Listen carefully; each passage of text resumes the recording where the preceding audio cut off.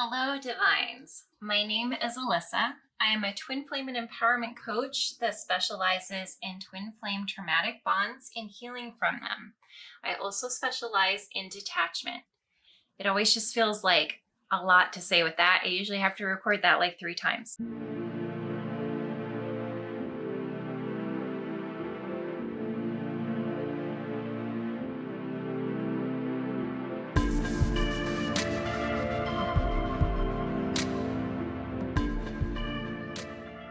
All right, today we are going to talk about book recommendations and also mentor recommendations that I have for you.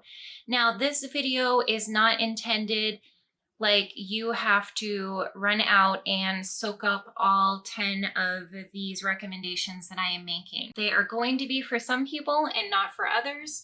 You may heavily resonate with one of them. You may heavily resonate with all 10. Everyone's going to be different. Just go with what resonates for you. But I wanted to share these because it's really helpful on this journey to get guidance from others on different healing aspects that worked for them, or books that worked for them, or mentors that they listened to and how that helped them. So if you get just one from this video, that will make me feel really good about making this video for you guys. Okay, so the first book up is called The Mastery of Love. This is by Don Miguel Ruiz. You may recognize this as the same author who wrote The Four Agreements. That is a lot more popular book than The Mastery of Love, but to me, The Mastery of Love was a lot more powerful. I feel that a lot of folks on the twin flame journey, they learn a version of love from the Matrix and their caregivers who raised them.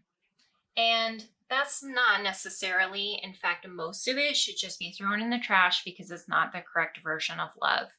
This book actually outlines, and I do recommend for this one actually the Audible. They go back and forth on the narrators between 2 different narrators, a male and a female. And I think it just really helps to balance things out between the chapters rather than listening to one person all the way through the book. I really, really, really like how they did that. But this book is going to teach you, well, it's going to give like an introductory to self-love, to unconditional love, to what love really is, not what I feel like we have learned it is. And there are 2 chapters in here that I actually want to talk about and why I thought that they were very important to me. The first one is called The Man Who Didn't Believe in Love. Now, the second I saw that title, I was like, oh shit, what's this going to be about? Like, what path is this going to lead me down? But I have felt like ever since I was 17 years old, I've always been very drawn to learning about what detachment is. And believe it or not, detachment is a very, very, very important part, if not the most important part of unconditional love. I'm just going to read you these 2 sections because I wrote this a lot better than I would say it if I tried to say it to you guys just off the top of my head. The man who didn't believe in love. He meets someone else who doesn't believe in love. They form a relationship and are so happy together. This goes on for a while until one day he decides he loves her so much he is going to give her his star. When she has his star in her hands, he drops it. This is a metaphor for losing yourself in a relationship. Let's say in separation, you start practicing yoga or Pilates, or maybe every Thursday you have like a ritual where you take a bath and, do some dry skin brushing, some stuff for your lymphatic system, whatever. You have rituals. You've been in separation long enough that you've practiced the self-love and you found what works for you and you have a bit of a routine going on. Not to say that you're not flexible about anything, but this one thing in particular I'm talking about is really important to you. And then let's say that the divine masculine comes back and wants to do something with you that particular evening, just because that's when they happen to be available. And so you decide to not do your ritual that night, what's really important to you, what fulfills you and makes you feel good the rest of the week because you did it. That's you giving them your star, because now you're going to expect that this time with them must fulfill you as much as that other ritual thing, routine thing that you do. You're going to expect that divine masculine or that person that you're with is going to provide you with the same fulfillment that that does. You gave that up for them to spend time with them when your intuition is telling you not to, and now you're disappointed, maybe even resentful. And that, when that comes, that's them dropping the star. They've disappointed you, and that's now them dropping your star to the ground. So let me continue. You just gave them your star because you did that. You also now expect them to provide you with a benefit just as powerful as those other things did. This is setting a relationship up for failure, as another person does not have the power to provide you with these things you can provide for yourself. The second story I love in this book is about someone coming to your door with pizza, and if you have no food in your house, you will accept the pizza and any ties that come along with it. No questions asked. Why? Because you are hungry. When you kept your kitchen fully stocked, you do not need the pizza. You can say, you can come in, but I want to be clear, I do not need the pizza, and I do not need any of the covert contracts that come along with that pizza. You're whole, all on your own. Your kitchen is full. This is one metaphor that is similar to the first one. It is about making your entire life complete and full of abundance so that you can pick and choose who you want in your life and when you want them in your life. You never have to accept the pizza unless you actually want the pizza. And you also know when it's a good or bad decision because your standards for yourself are high enough. Believe it or not, this is also how your divine masculine wants you to be. They want you to shine, and they want you to know your worth. They want you to step into your queen energy. Even if they don't say it, they're not going to tell you this. But deep down and in their higher self, they know that that's what they want to see from you. Actually, they may have given hints about this along your timeline a little bit, but they're probably not going to come out and fully say this to you. But they do want to see you shining in your divine feminine. And what's good for you is also good for them and good for your future reunion. All right, my number 2 book is How to Do the Work by Nicole LePera. She also just released a new healing workbook. If you have just began your healing journey, you may want to check that one out too. But this one, okay, again, let me read. This book covers so much in one book. It is the best book to begin with if you are new to trauma healing, ego deaths, setting boundaries, inner child work, emotional intelligence, and a lot more. In fact, I think if this book had been out when I started my healing journey, I could have skipped purchasing 5 or 6 other books.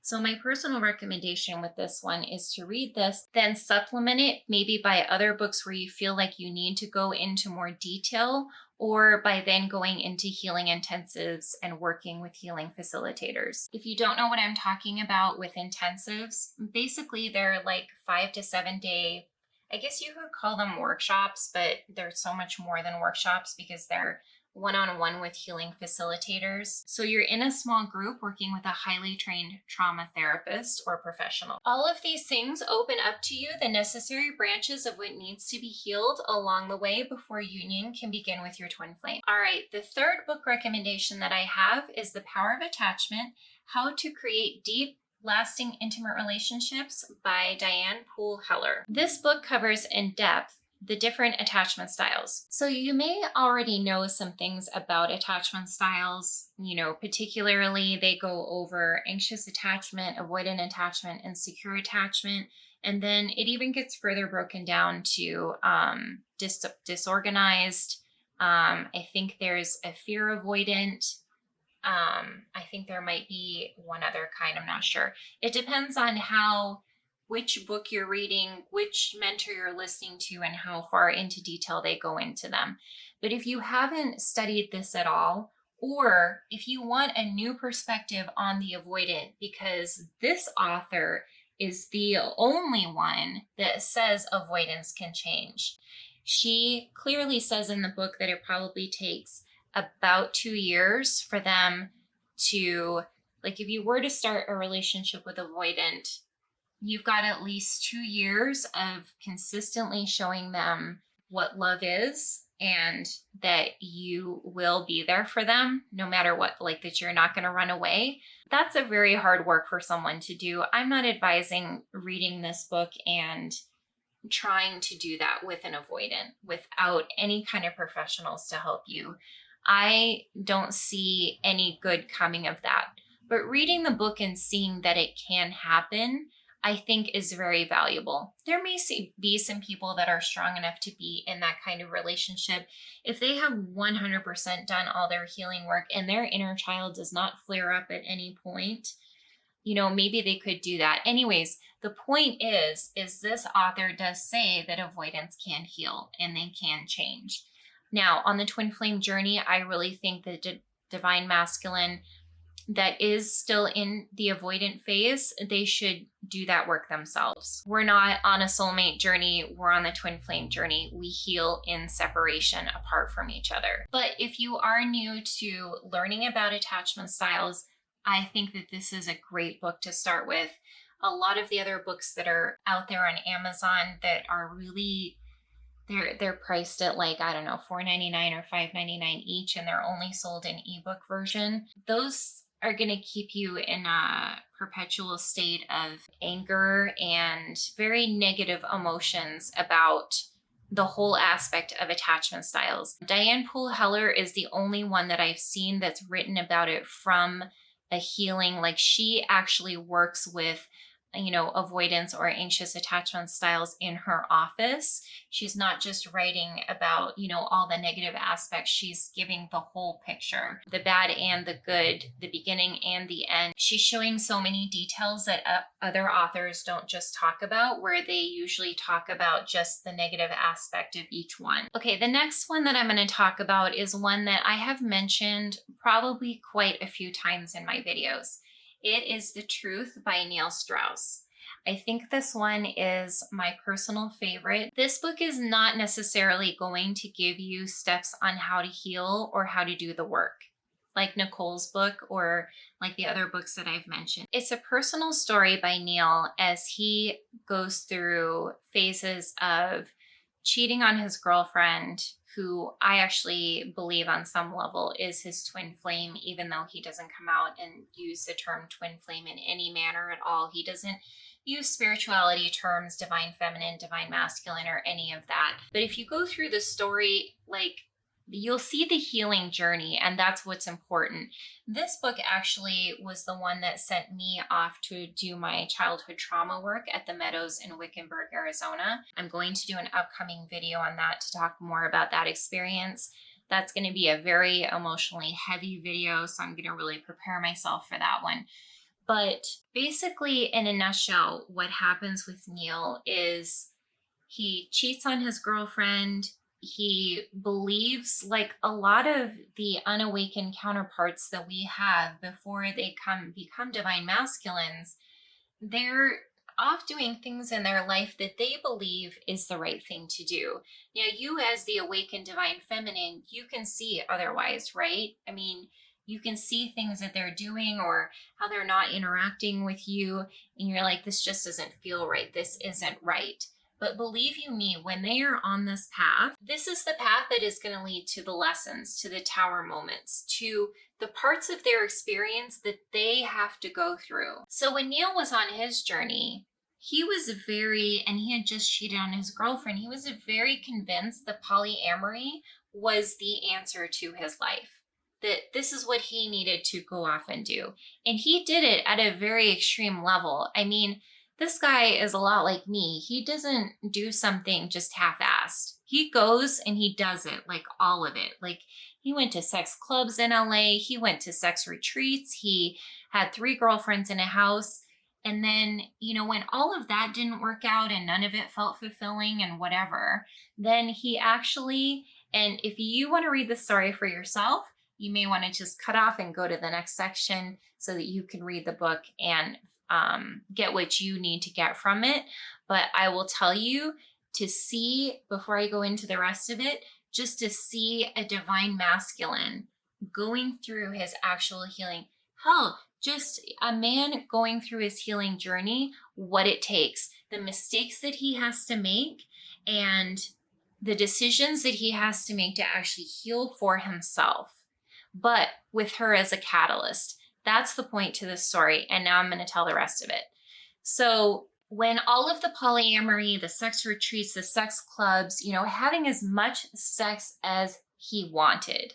I kid you not, I think he was having to use some kind of cream on his penis because it was, he was having so much sex that it was causing him pain. Anyways, and now a lot of you would look at that and say, oh, you know, he's done for it. Like, she should never forgive him. That's it, whatever. Like, throw him away. Don't ever talk to him again, right? But totally the opposite happens in this book. He finally decides to settle down. Well, he gets into an open relationship with someone, and he's still fine with sleeping with other people. But when she decides to go off on a trip to Mexico with 2 friends, and now all of a sudden she's not responding to his texts like she used to in the time frame that she used to, or, you know, her plane had landed and she wasn't like checking in with him and everything because she was enjoying herself with these 2 men, all of a sudden his anxious, because he had been very good in his avoidant attachment phase, but now all of a sudden his anxious attachment was really triggered, and all that inner child coming up, and, you know, the fact that he maybe wanted his ex-girlfriend with the real companionship that they had, the partnership that felt so good that he ran from it. Maybe that's what he started to question that maybe this is what he really wanted. It was also very important to him to have a child. And he started to think, like, can I have a child with someone who's going to run off to Mexico? And so my kid is there, and I'm going to somehow explain to them why mommy is in Mexico with other men. Like, what it no longer fit. Why this story is so good is because he was so damn convinced that what he was doing was right. And I know that so many of you can understand why this story is so important, because so many of you see your divine masculine in another relationship, or they're deep into their coping mechanisms, or they're taking all their feelings and stuffing them down. They're just so convinced that whatever they're doing in life is the right thing, and your intuition feels so differently. And here it is in this very thick book, I would say, by the way, but you won't be able to put it down because it's damn interesting that maybe what they think is so right, and these experiences that they're going through. And I'm sure that he was apart from her from at least, I don't know, a year and a half, that when they get what they think they want, it isn't exactly what they do want. And that they can wake up one day, and when she was in Mexico, that was his tower moment. That was his, this isn't what I want. This isn't what I wanted all along. It was my ex-girlfriend that I cheated on a year or 2 previously. She's what I want. And then you get to see in the book, I go back and read this book every now and then, and I skip over like the whole sex part of it because it just doesn't do it for me. I like to go in and reread his healing journey, where he actually decides, okay, I'm going to go back where I did sex rehab, and I'm going to do a more closer work with the facilitator, a greater intensive. He actually asked to like work privately with someone, and that's when he starts to do all the childhood trauma work. And, you know, he finds out that most of his problems are the fact that he's enmeshed with his mother, that she tried to make him her best friend. And subconsciously, he knew how wrong that was, because as a child, you're not supposed to be like that involved in your parents' problems. But he got sucked into it. And part of his healing work was that every Sunday when he was scheduled to talk to his mother, he could only talk to her about 3 topics: weather, sports, I think, and something else. I can't remember the third one, but everything else was off limits. And if she decided to go into topics that were going to suck him back in that way, because this is what was this relationship aspect that he had, where he was enmeshed with his mother, and all this negative stuff that he shouldn't have been in was subconsciously keeping him from getting involved closely with another woman and letting her in, because he was subconsciously thinking that it was going to be the same way. He knew that he didn't like this, but he didn't see that this relationship was supposed to be something different. He couldn't even give it a chance because he was still too involved in this past relationship with his mom. So that was a huge thing for him. The thing that led him on this journey was he went on a hike to Machu Picchu with one of the guys that he had done sex rehab with before, which the sex rehab didn't work, by the way, at all. He had to go into the childhood trauma stuff that I was just talking about in order for it to work. But when he was off on this hike, that's what made him decide, I'm going to go back and do this healing work. And I want to be with my ex. I want to be with her. She was the catalyst the whole time. This is just so similar to a twin flame journey. She was the catalyst the whole time. When she let him go, she went off and, moved on in her own way. But it was still there all along that he still really wanted her. And he had decided the most important thing was that he decided to do this healing work for himself, regardless, because he knew he wasn't happy.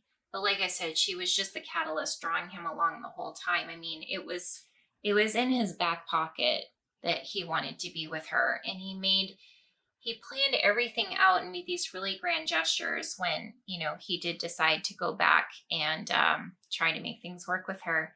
And I will not disclose the rest of the story and let you guys figure it out from there. Okay, so book number 5 is The Untethered Soul by Michael Singer.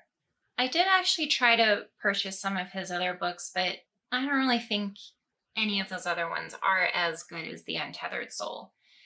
This book, if you are having any kind of problem still with obsessive thoughts in regards to the divine masculine, well, even if you're not having issues with that, but you are having problems with other thoughts just controlling your life, usually for twin flames, it really gets highlighted with the actual obsessive thoughts of the divine masculine. This book is going to help to show you, and I think I only got through half of it. Like, it's that powerful. I actually need to go back and finish the other half. But even the first half alone will just show you how you're not your mind and you're not your ego. You're not your body. You are your soul. Everything that is happening around you is just an experience. It gave me a whole new way to think about life and how to think about my thoughts. The interesting part of this for me was I sometimes will get triggered about something at nighttime. It doesn't happen as much anymore now that I've made a lot of changes in my life. But if I do get triggered about something at night, I do know I'm actually able to step back now and go, that's not me. That's something in my brain, something to do with worry, to do with old trauma. I'm able to recognize that whatever I am triggered about that night is going to pass in the morning. It's literally just a thought. So I will talk myself through that and then maybe turn on a podcast. Maybe I'll get up and, come into a different room and talk to my spirit team. Usually I do that in this room I'm in right now, but I'll just get up and move away from those thoughts. And you can do that. Not every thought that you have belongs to you.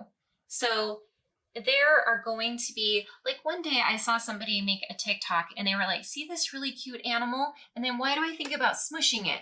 Like, these are normal thoughts that minds have. Are they ours? Do we want to smush the animal? No. But when I saw her video, I was like, this happens to everyone. These thoughts happen to everyone, but not everybody acts on them. Not everybody even wants to be thinking about smushing the animal. Like, it's just, this book just shows you how much you can actually separate from all of that. And I think the great thing is when the book starts to explain, it's like when you go into a movie theater and that movie comes on, you feel like you're in that movie, right? There is a moment where like you get lost and you're actually in the movie with these characters and experiencing it with them. But the minute you leave the movie theater, you're no longer in that story. And your thoughts are actually exactly the same thing. They're no different. They're actually just a movie that you are watching on the screen. That's it. That's literally all they are. It's going to change every aspect of your life. And if you've, there was a book called like Don't Sweat the Small Stuff. I think that even though I never read that book, like just that term alone, I feel like this book has drawn that out. So now a lot in my life, I will look at something and be like, is that really that important? Am I really going to care about that? Like there was a guy that I used to know that I worked with years ago in my corporate job. And he used to say this to help himself get through things. Like a client is pissed off at you. You think your boss is about to write you up because you can't make the client happy, and it's near impossible because the corporate rules that you're having to follow aren't even allowing you to make this client happy anyways. That happens so much in the corporate world. But anyways, he used to say, is this really going to matter 5 years from now? And so these things tie in a lot with this book. Like, what is really important to us in life? It's not what happened really at work that day.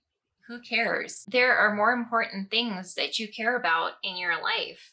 And the things that you care about is really all that you need to focus on. Everything else is just fluff. Another way that people used to say it is like, just picture that, just picture whatever that is that you're thinking about that you don't want to be. Just picture it like floating away on a leaf. That didn't work for me back then. Like I had to heal my anxiety first. But definitely the obsessive thoughts that we have about the divine masculine, I'm sure you guys have gone to bed at night or gotten in the shower one day and you're like, more of these thoughts. Oh my God, would they just end? Like deep down, you don't want to be thinking these thoughts. You know this. I've been there. But this book actually like allows you to see that those obsessive thoughts aren't you. And especially if you're feeling any shame about these obsessive thoughts about your counterpart, like you're going through a whole spiritual experience. And what I love about this book is it is a spiritual book. You're going through a whole spiritual experience of the twin flame journey that not a lot of people understand. You're not going to be able to explain it to a lot of people. So if you're in the dark, with these obsessive thoughts, thinking that they are you, you might feel a lot of shame about them. So this book is really going to help you to release that shame and kind of move on from that part. With a lot of the other healing aspects on your journey, you will notice as you heal, you get to let go of that a little bit each time. Okay, book number 6. I couldn't leave my book out. The Twinflame Journey by Alyssa Ace. So this book is going to be for anyone who is brand new to the twin flame journey or brand new to healing or still has work to do regarding their ego, obsessive thoughts, understanding the divine masculine. These are all separate chapters that I have in there to help you understand how to conquer separation and the twin flame journey. It can be a really, really tough journey to start out on. How I like to talk about my book is that you could still do this journey without it, but I'm pretty much putting all the cheat notes in this book. So how to connect with your spirit team, different kinds of healing work that you can do, how to deal with those obsessive thoughts. In fact, let me just read you the table of contents so that you can see everything that's in here. Chapter 1, we have twin flame frequently asked questions.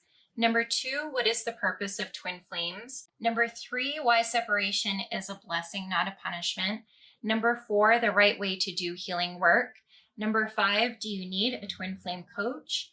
Number 6, what to do with the obsessive thoughts. Number 7, when no one approves of you being a twin flame.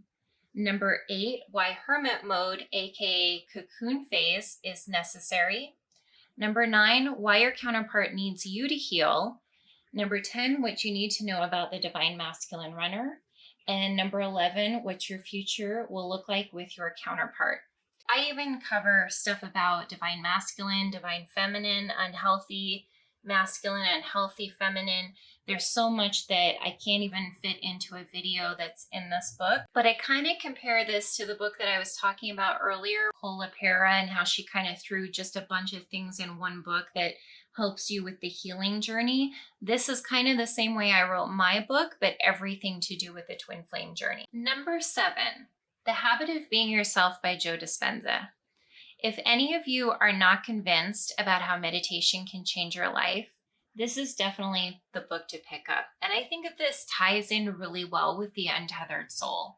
So one right after the other could really drastically change your life. What Joe Dispenza shows in this book is how meditation, just like the Tethered Soul, can bring you down from these experiences that you had from childhood, all the things that the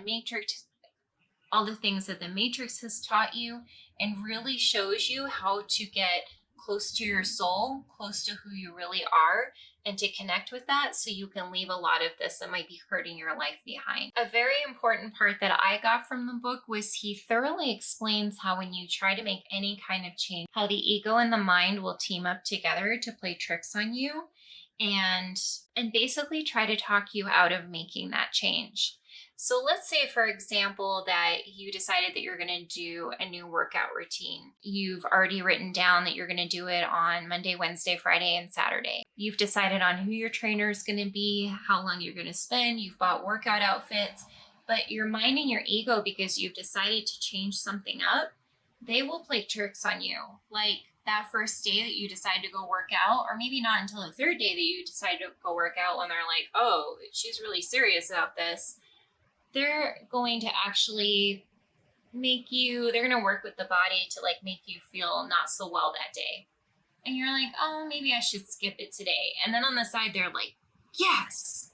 So this book really talks about how with meditation, you can truly overcome that. You can overpower the mind and the ego so that when you want to start that workout program, now, like, most of the resistance is gone, because that's where your resistance is really coming from. The ego and the mind don't want to change because they're trying to keep you in, well, they are tricking themselves to believe that if you keep everything the same, that you're in a safe survival mode.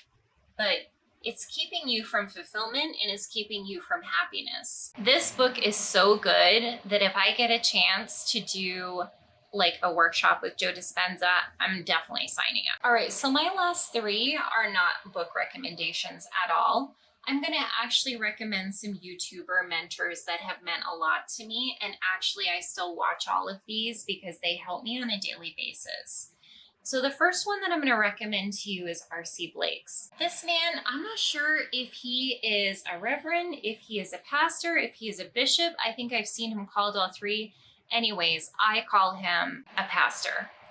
Now, I am not religious by any means. I do not go to a church. I do not believe in religion. I have never even really read the Bible in full at all, not even close. But R.C. Blakes Jr. to me is so closely aligned to spirituality that I can watch his videos, and even when he makes Bible references, I'm still getting what he is teaching. To give you a synopsis of what he talks about, he has written a couple of books, I don't know, maybe about 5 or 6 books. The 3 that I know the best are Queenology, Kingology, and then also Father-Daughter Talk.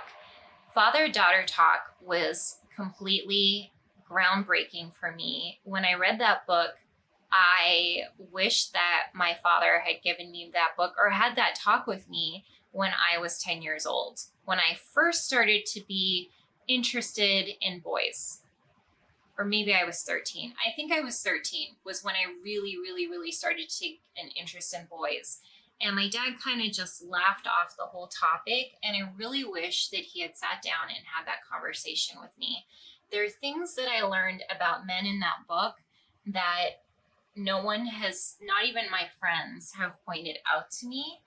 And it's not meant to read his books at all and go off on a rampage against men who are not ready for a relationship.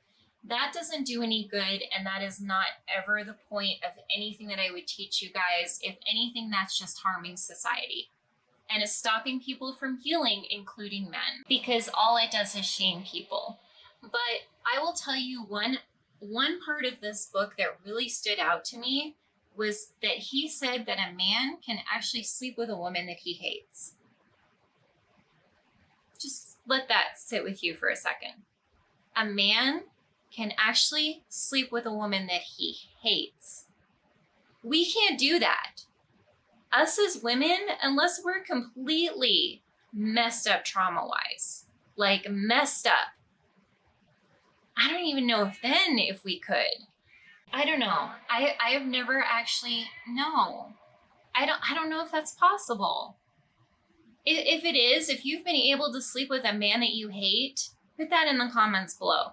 But I have never seen it in my personal life with me or with any of my friends. No. But men apparently can do that. They're programmed completely differently than we are. I'm not saying to be scared of how men are. I'm saying start learning and understanding how they're biologically programmed.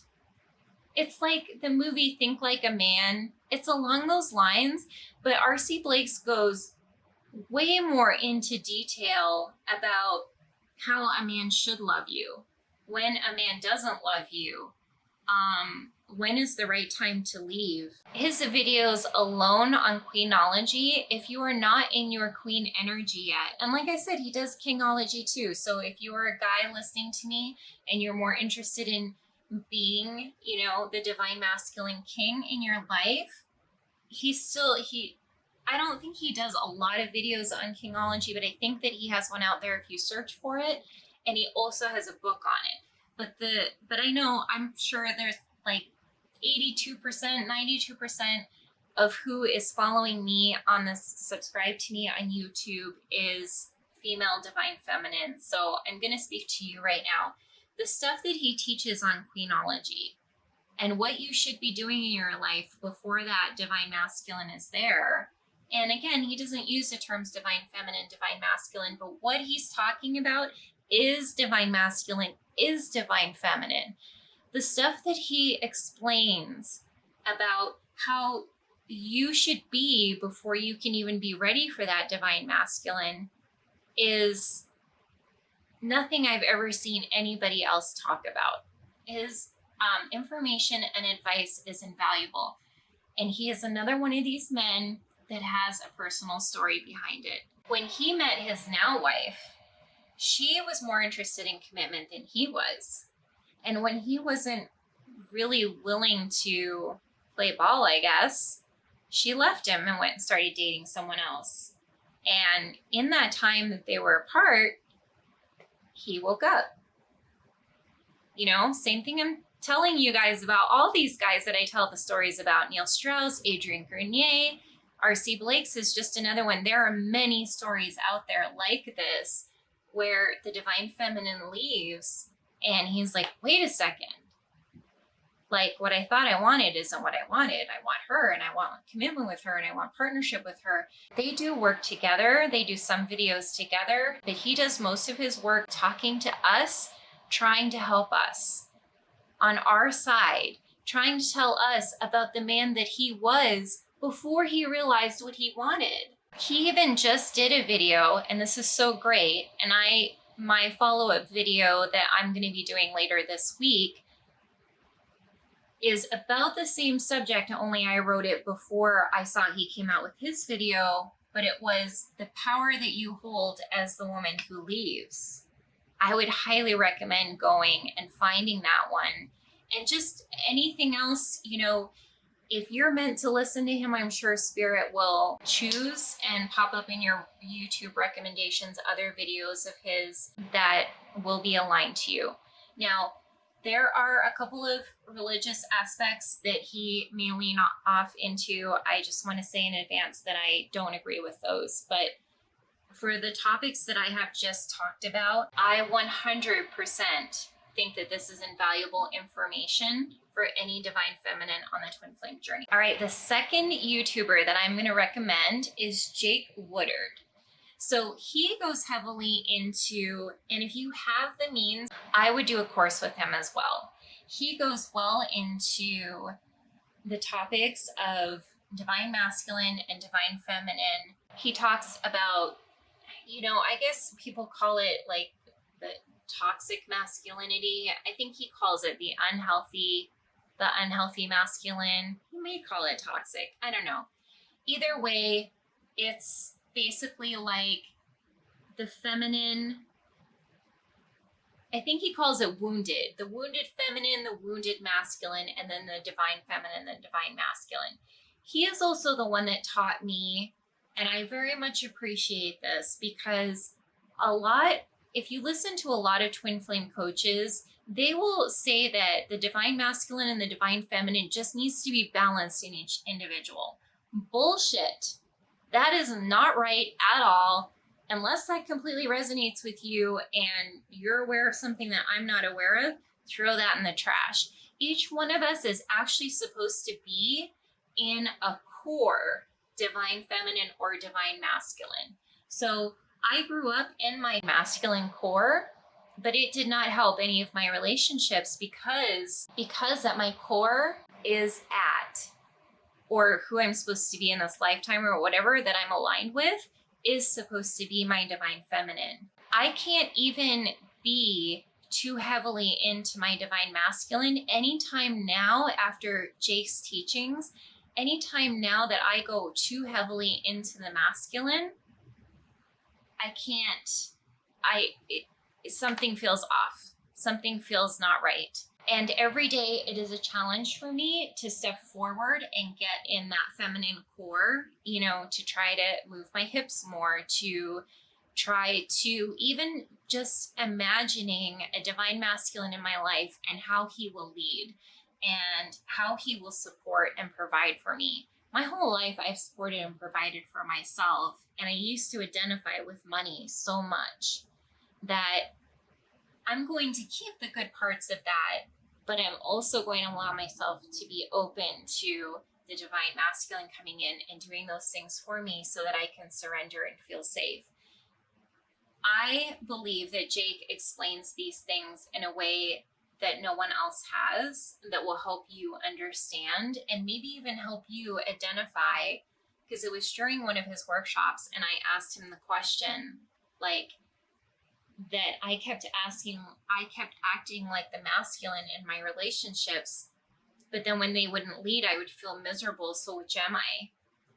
And he was like, I think you already know the answer by asking that, but you sound like you're really at your core a feminine, a divine feminine. And yet Jake is another person who met his current wife, Melissa, and things did not really work out for them in the beginning. I think the way he words it is both of them were in their masculine, and so they didn't have any polarity between the two of them, and it split them up. Because he's very heavily focused on this kind of stuff. This is how he explains it. He probably had some trauma to heal as well. I can't remember if he talks about that on YouTube. I know that he does talk about how he had to go off into the woods for a couple of months or whatever, completely by himself in solitude in order to do, probably he did his healing work with spirit, I imagine. But he was once a guy that was overweight and he drank a lot and he was like a frat guy. He was like that frat guy.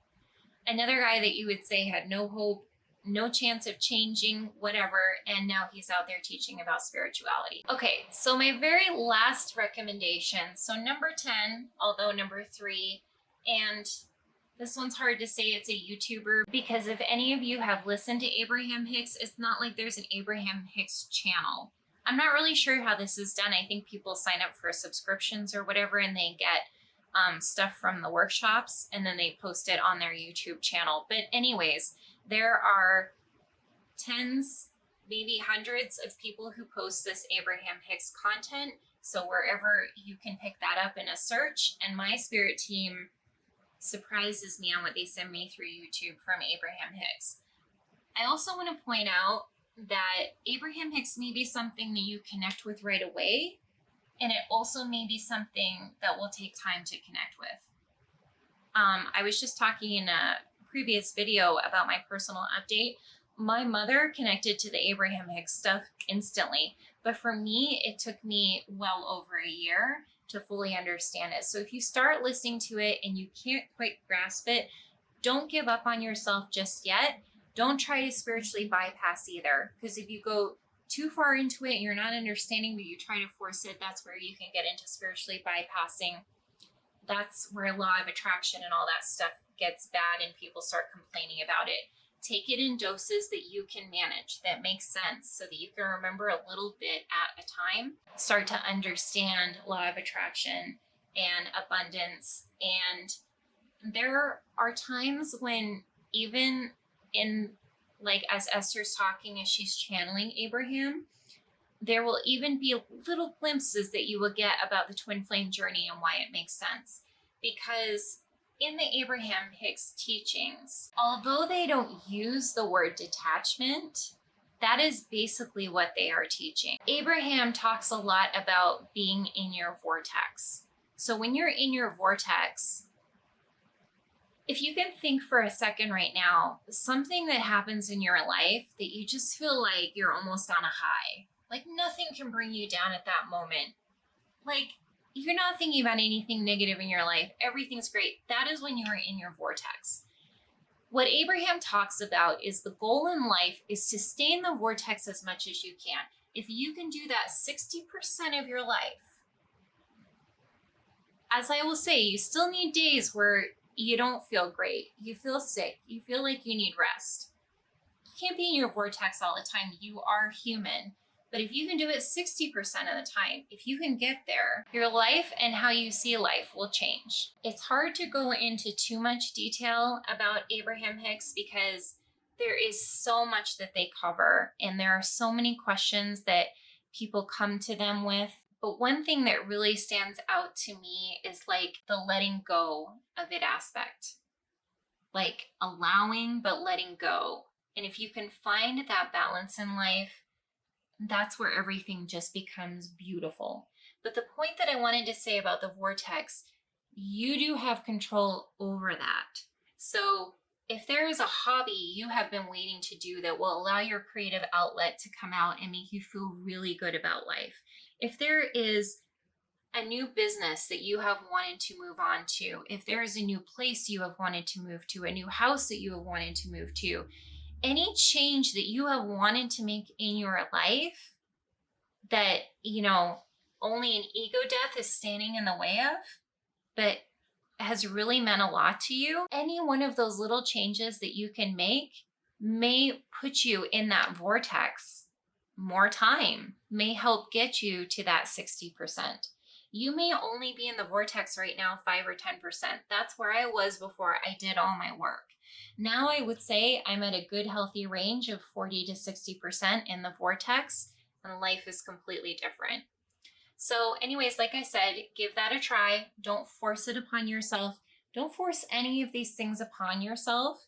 If the timing isn't right for it, if your co-creator is not telling you that it's time or you're not open enough for it, then it is something that you can push off to the side and, you know, come back to that book or to that YouTube later. It doesn't have to work for you today. It doesn't have to work for you in this moment. Thank you guys. If you had stayed to this part of the video, let me see. Go ahead and put a dancing emoji down below so I know that you guys stayed all the way to the end. You're the true ones focused on your healing work for sure. And please like and subscribe to my content. I will be back with more. I hope you guys have a wonderful day. I love you.